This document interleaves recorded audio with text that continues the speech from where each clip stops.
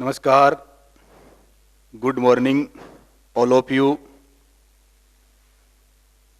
मोरी देवी तापड़िया कन्या महाविद्यालय जसवंतगढ़ के YouTube channel पर आपका हार्दिक स्वागत है। इस चैनल को लाइक करें, शेयर करें और सब्सक्राइब करें। जैसा कि आपको पता है कि कल अपन बीए सेकेंड ईयर की क्लास चल रही है, जिसमें अपन कल संविधान का भाग पढ़ रहे थे। बात है मूल संविधान की कि मूल संविधान में कितने भाग थे। तो मैंने आपको कल बताया था 22 भाग थे और गणना के अनुसार 25 भाग है, वैसे भाग तो 22 ही है। तो अपन आज इसमें जो अपने शेष भाग बच गए वो पढ़ेंगे।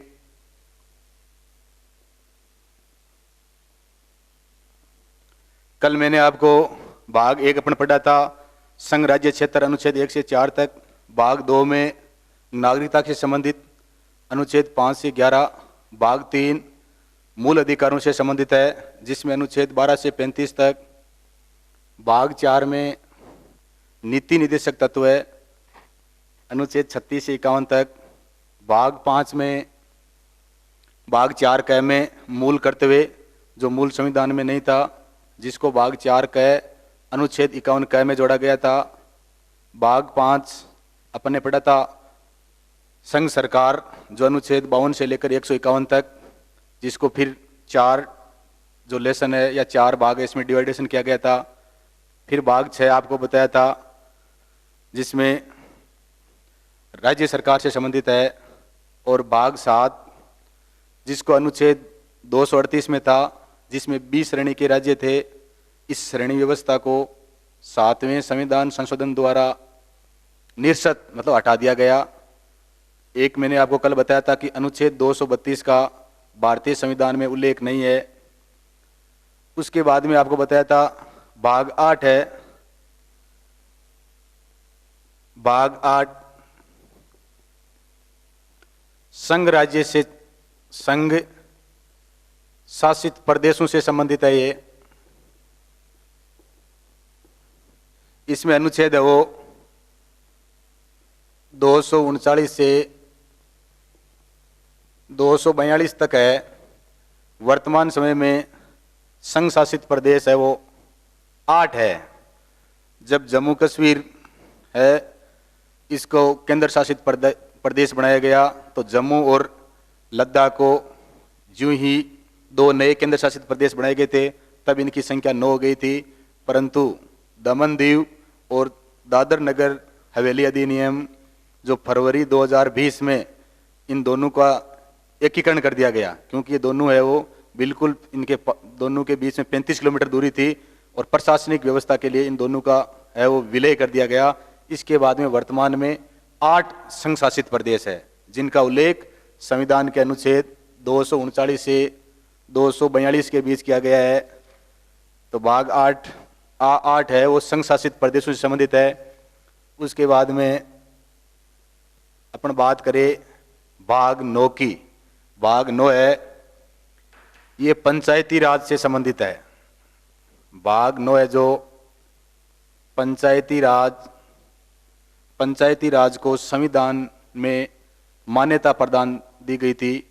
और ये 3 स्तर ग्राम पंचायत, पंचायत समिति और जिला परिषद, इस प्रकार से इसको संविधान में मान्यता दी गई थी 11वीं अनुसूची के द्वारा।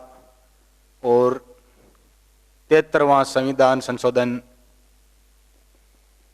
जो हुआ 1992 में था, परंतु लागू 24 अप्रैल 1993 को हुआ था। तो भाग 9 पंचायती राज से संबंधित है। अनुच्छेद 243 से 243 ए से 243 ओ तक, अनुच्छेद 243 ए से 243 ओ तक है। इसमें कुल 16 अनुच्छेद है, जिसमें पंचायती राज से संबंधित कानून है और इनको 73वें संविधान संशोधन 1992 में जो 24 अप्रैल 1993 को लागू हुआ, और इसी दिन है वो पंचायती राज दिवस है वो कब मनाया जाता है, तो 24 अप्रैल को। तो अपन संविधान का भाग 9 है, पंचायती राज से संबंधित है। 11वीं अनुसूची के तहत 73वें संविधान संशोधन 1992 में, और उस समय जो प्रधानमंत्री है वो PV नरसिम्हा राव थे, और 24 अप्रैल 1993 से लागू हुआ। इसमें 16 अनुच्छेद है, अनुच्छेद 243, 243 ए से लेकर 243 ओ तक, और ये पंचायती राज से संबंधित है। इसको 3 स्तरों में बांटा गया है, ग्राम पंचायत, पंचायत समिति और जिला परिषद। अब अपन पढ़ेंगे भाग 9A या 9 क, जो नगर पालिका से संबंधित है। भाग जो 9 क है या 9A है वो नगर पालिका से संबंधित है। इसको 74वें संविधान संशोधन 1992 में 12वीं अनुसूची संविधान में, एक उस समय पंचायती राज की 11वीं और नगरीय शासन है इसकी है वो 12वीं अनुसूची नई जोड़ी गई, और इसको संवैधानिक मान्यता दी गई। तो इस प्रकार जो अपना भाग 9 क है ये नगरीय स्वशासन से संबंधित है। 12वीं अनुसूची जोड़ी गई, 74वां संविधान संशोधन किया गया, और ये संविधान संशोधन 1992 में किया गया, परंतु ये लागू 1 जून 1993 को हुआ। पंचायत ये नगरीय स्वशासन है, ये लागू है वो 1 जून 1993 को हुआ, और नगरीय स्वशासन है इसमें भी जिस प्रकार से पंचायती राज में भी 3 स्तरों में बांटा गया है, वैसे नगरीय शासन को भी 3 स्तर, नगर पालिका, नगर परिषद और नगर निगम, 3 में बांटा गया। जिस नगर की जनसंख्या 1 लाख से नीचे है और 20,000 से ऊपर है वहां पर नगर पालिका। जिस नगर की जनसंख्या 1 लाख से ऊपर है परंतु 5 लाख से नीचे है वहां पर नगर परिषद, और जिस नगर की जनसंख्या 5 लाख से ऊपर है वहां पर नगर निगम। तो इस प्रकार है ये जो नगरीय शासन है इसको भी 3 स्तरों में बांटा गया, और 74वें संविधान संशोधन से 12वीं अनुसूची के माध्यम से 1 जून 1993 को इसको संविधान में मान्यता दी गई। अब अपन आज भाग 9 और 9 क के बारे में तो सबको पता हो गया था कि ये दोनों 73वें और 74वें संविधान संशोधन के माध्यम से जोड़े गए। अब अपन संविधान के भाग 9B, संविधान का भाग जो 9B है ये सहकारी समितियों से संबंधित है। सहकारिता, आपस में यूनियन बनाकर काम करना, तो सहकारिता से ताकि लोगों को रोजगार दिया जाए, ज़्यादा से ज़्यादा रोजगार है वो बढ़ाया जाए। तो भाग 9B सहकारी समितियों या सहकारिता से संबंधित है, जिसमें अनुच्छेद 243 अनुच्छेद 243 ZH से ZT तक कुल है वो, इसमें 13 अनुच्छेद है। ZH से लेकर ZT तक कुल इसमें 13 अनुच्छेद है। भाग 9B जो सहकारिता से संबंधित है और इसको संविधान द्वारा मान्यता है वो 97वें संविधान संशोधन 2012, उस समय देश का प्रधानमंत्री डॉक्टर मनमोहन सिंह के समय अपने संविधान में 97वां अमेंडमेंट किया गया और सहकारिता को है वो कानूनी मान्यता दी गई। तो 97वें संविधान संशोधन 2012 द्वारा सहकारिता है इसको संविधान में जोड़ा गया, और इसमें अनुच्छेद 243 ZH से अनुच्छेद ZT तक कुल 13 अनुच्छेद है, और ये सहकारिता या सहकारी समितियों से संबंधित है। तो ये ध्यान रखना है कि जाए आजकल कंपटीशन परीक्षाओं में या प्रतियोगी परीक्षाओं में कि इनमें से कौन सा मूल संविधान का भाग नहीं था, और अगर उसमें ये नो भी आ जाए तो अपने को ध्यान रखना है, क्योंकि आया हुआ है आरएएस के एग्जाम में एक बार, तो अपने को ध्यान रखना है कि नो बी है, ये मूल संविधान का भाग नहीं है। क्योंकि इसको या ऐसे पूछ ले कि नो बी है, इसको कब जोड़ा गया, तो अपने को ध्यान रखना है 97वां संविधान संशोधन 2012 में, ऐसे भी पूछ सकते हैं। उस समय देश का प्रधानमंत्री कौन था, तो डॉक्टर मनमोहन सिंह थे, क्योंकि 2004 से लेकर मई 2004 से लेकर मई 2014 के बीच में लगातार 10 वर्ष तक डॉक्टर मनमोहन सिंह देश के प्रधानमंत्री रहे थे। तो अपने को ये ध्यान रखना है, भाग 9 भी है, वो सहकारी समितियों से संबंधित है। अनुच्छेद इसमें कुल 13 है, 97वां संविधान संशोधन से 2012 में जोड़ा गया है। अनुच्छेद ZH से लेकर ZT तक, ये एक बार पटवारी के एग्जाम में आया है कि सहकारिता से संबंधित अनुच्छेद निम्नलिखित में से है, तो अपने को ध्यान रखना है ZH से ZT तक। भाग अपने 9 पढ़ लिया, भाग 9A पढ़ लिया, भाग 9B पढ़ लिया। अब अपन भाग 10 की बात करते हैं। भाग 10 संविधान का जो भाग 10 है वो SC/ST अनुसूचित जाति और अनुसूचित जनजाति,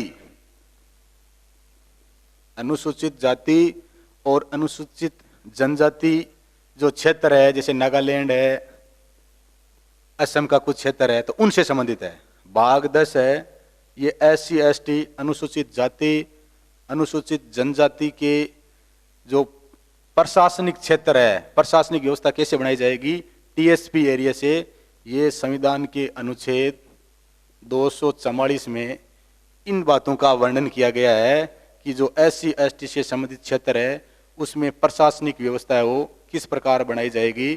तो अनुच्छेद 244 में क्वेश्चन आ सकता है कि भाग 10 में क्या है, तो SC/ST से संबंधित है, अनुसूचित जाति और जनजाति क्षेत्र के प्रशासनिक जो अभिकरण है उनसे संबंधित है। अनुच्छेद कौन सा है, तो अनुच्छेद 244 है। अब अपन पढ़ेंगे भाग 11। भाग 11 है, इसमें केंद्र और राज्यों के बीच, भाग 11 है, इसमें केंद्र और राज्यों के बीच आपस में इनके संबंध क्या है, संघ और जो राज्य है इनके मध्य संबंध क्या है। तो केंद्र राज्यों के मध्य संबंध, इसका विवरण किस भाग में किया गया है, तो भाग 11 में है। इसमें अनुच्छेद 245 से लेकर अनुच्छेद 263 तक इस बात का वर्णन किया गया है कि केंद्र सरकार और राज्य सरकारों के मध्य संबंध वो किस प्रकार होंगे। तो भाग 11 में है अनुच्छेद 245 से लेकर अनुच्छेद 263 तक। अब इसमें सबसे पहले विधायी संबंध है।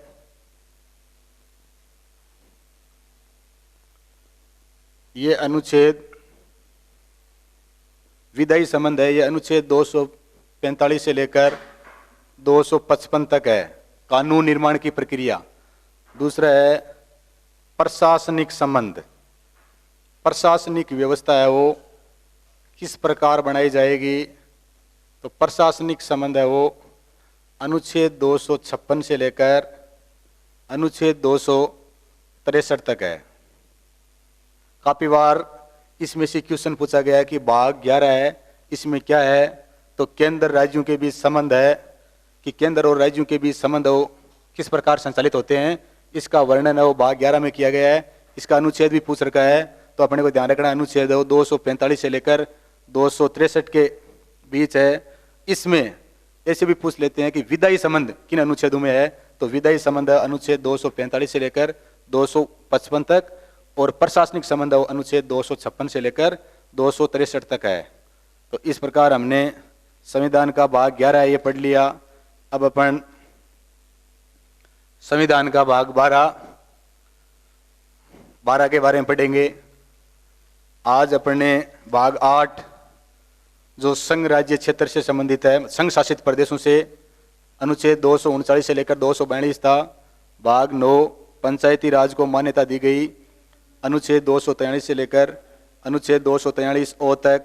उसके बाद में पढ़ने पड़ा भाग 9A जो नगरीय शासन से संबंधित है, और उसके बाद में पढ़ा अपने भाग 10, उसके बाद में पढ़ा 11, और अब पढ़ते हैं अपना भाग 12। संविधान का भाग 12 है, इसमें वित्त संपत्ति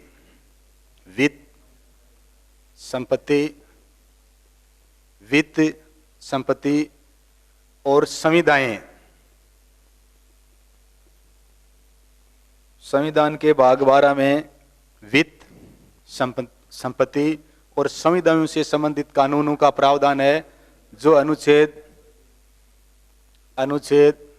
264 से लेकर अनुच्छेद 300 क तक है। 300 क में आपको याद होगा, वर्तमान समय में अनुच्छेद 300 क में संपत्ति का अधिकार है, जिसको अब बना दिया है कानूनी अधिकार। मूल संविधान में 7 अधिकार थे, परंतु वर्तमान समय में मूल अधिकार है वो 6 ही है, क्योंकि संपत्ति के अधिकार को जो पहले मूल अधिकार था, वर्तमान समय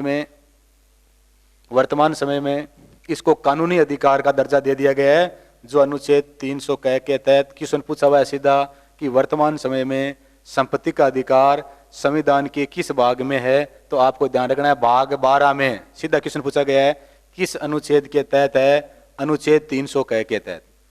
सीधा पटवारी के एग्जाम में क्वेश्चन पूछा हुआ है कि जो वर्तमान समय में संपत्ति का अधिकार है, जो मूल श्रेणी के जो अधिकार है, उनसे इसको निरस्त करके कानूनी अधिकार बना दिया गया है, वर्तमान समय में ये संविधान के किस भाग में है, तो अपने को ध्यान रखना है भाग 12 अनुच्छेद 300 क के तहत।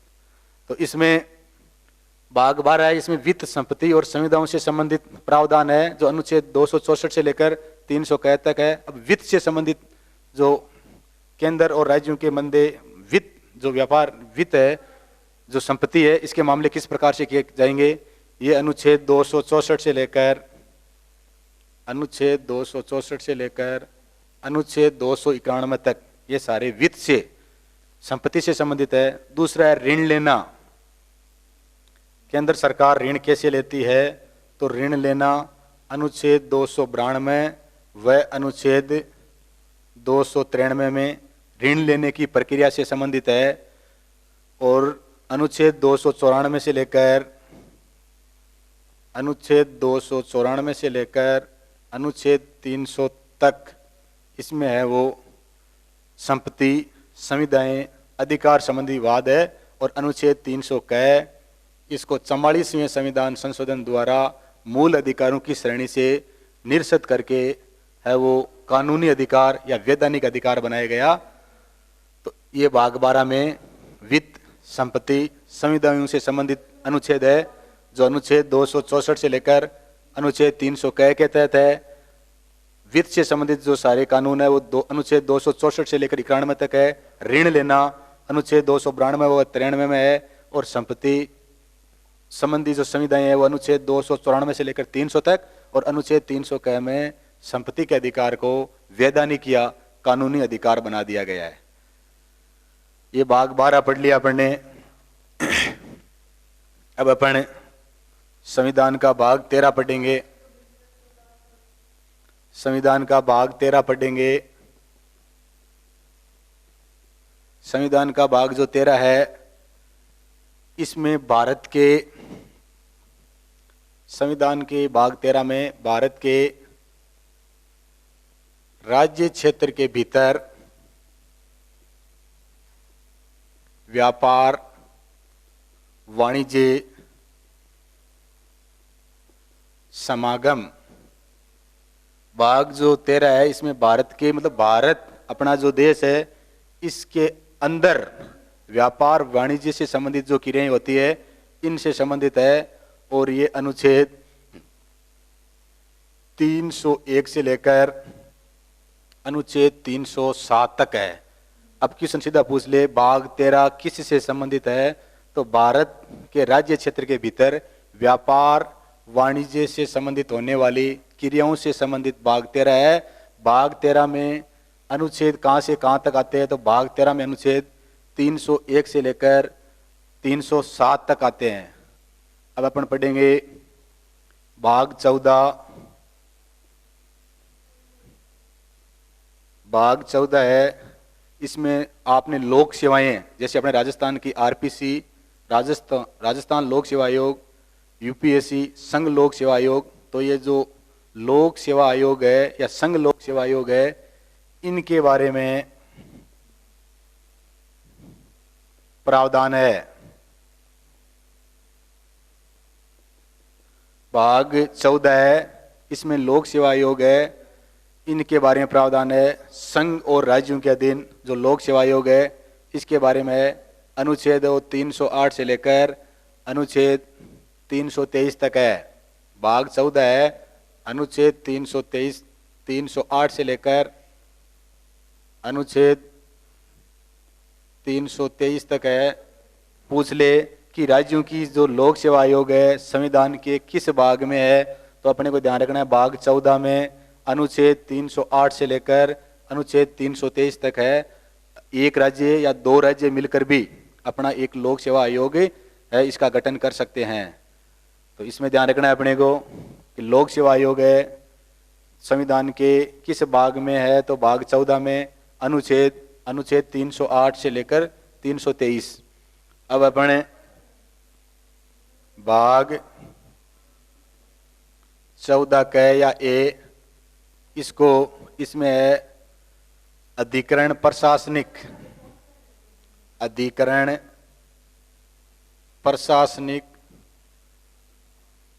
भाग 14 क है या ए है, इसको 42वें संविधान संशोधन हुआ था 1976 में, जब अपने देश में इंदिरा गांधी के समय तीसरा आपातकाल लगा था, जिसे कहते हैं आंतरिक आपातकाल। तो उस समय प्रशासनिक व्यवस्था को बनाने के लिए एक कानून बनाया गया था, एक नया भाग जोड़ा गया, जिसको भाग 14 ए या क के नाम से जाना जाता है, अधिकरण प्रशासनिक। और ये 42वें संविधान संशोधन 1976 के द्वारा जोड़ा गया। इसमें दो अनुच्छेद है, अनुच्छेद